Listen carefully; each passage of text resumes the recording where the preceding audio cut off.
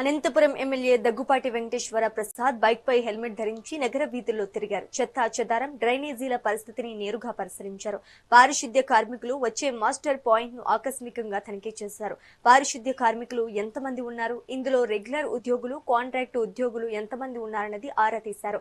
కొంతమంది రెగ్యులర్ ఉద్యోగుల స్థానంలో బదిలీ వర్కర్లు ఉండటంపై ఆగ్రహం వ్యక్తం చేశారు. గత వైసీపీ ప్రభుత్వం నుంచి ఇది అలవాటైందని విమర్శించారు. అనారోగ్య పరిస్థితులు లేదా అత్యవసర పరిస్థితుల్లో మాత్రమే బదిలీ వర్కర్లకు అనుమతి ఇవ్వాలని అధికారులను ఆదేశించారు.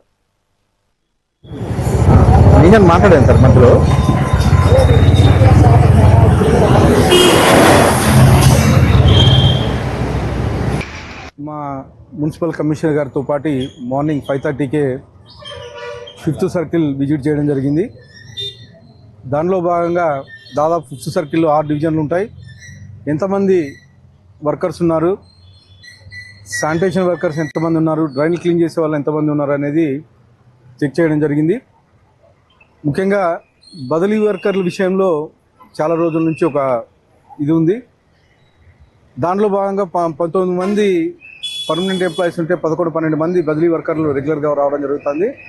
బదిలీ వర్కర్లు కేవలం హెల్త్ బాగలేకపోతేనో లేకపోతే ఇంకో ఏమైనా సమస్యలు ఉంటే బదిలీ వర్కర్లు ఇచ్చేయడం జరిగింది. గత 5 ఏళ్లలో అలవాటు చేశారు, వైఎస్ఆర్సీపీ ప్రభుత్వంలో అలవాటు చేశారు. దాన్ని ఎవరైతే రెగ్యులర్ ఎంప్లాయీస్ ఉన్నారో వాళ్ళగానే వచ్చి పనిచేసే విధంగా చర్యలు తీసుకోవాలని చెప్పేసి మున్సిపల్ కమిషనర్ గారిని అలాగే ఎంహెచ్ఓ గారిని కోరడం జరిగింది. అలాగే శానిటేషన్ అక్కడక్కడ కొద్దిగా సమస్యలు ఉన్నాయి. ముఖ్యంగా పబ్లిక్ అవేర్నెస్ రావాలా, పబ్లిక్ సహకరించాలా. పబ్లిక్ గానే ఏం చేస్తున్నారంటే ఎక్కడంటే అక్కడ తీసుకొచ్చి పారేస్తున్నారు.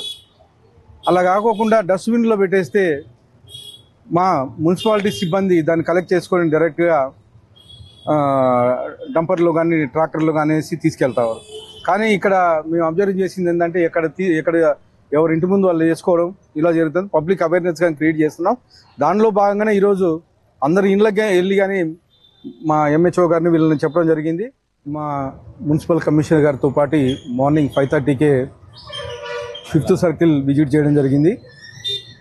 దానిలో భాగంగా దాదాపు 5th సర్కిల్లో 6 డివిజన్లు ఉంటాయి. ఎంతమంది వర్కర్స్ ఉన్నారు,